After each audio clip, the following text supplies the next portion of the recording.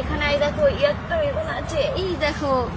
না তুমি বৌদি এই দেখো করছো ঠিক আছে, কিন্তু ওখানে আমি বেগুন দেখতে পাইনি, বেল দেখতে পাচ্ছি তো। দেখছো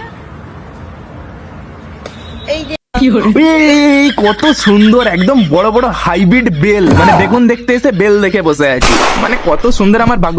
মস্তান, হ্যাঁ আমি মস্তান। আয় বাবা আয়, একটু বেলের দর্শন করে যা। এটা যদি মস্তান থাকতো গো, ও তো সেই মানে ছিনতাই বাজি টাজি করে তো, ও তোমার বেল দুটা না ছিনতাই করে নিয়ে পাল যায়। আবার সেই দিকে আছে মানে ডিজে অরুণ। মস্তান আর ডিজে অরুণের তো একদম সুন্দর বন্ধুত্ব, আর আবার দুজন দুটা বেল নিয়ে নিত।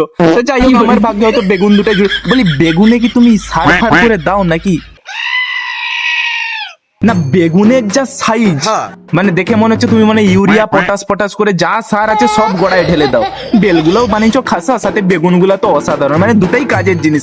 বলে ডিজে অরুণকে বেল দুটা দিয়ে দিবি, আর মস্তান তুই না হয় বেগুন দুটা নিয়ে নিবি। আমি দর্শক, আমি দেখবো।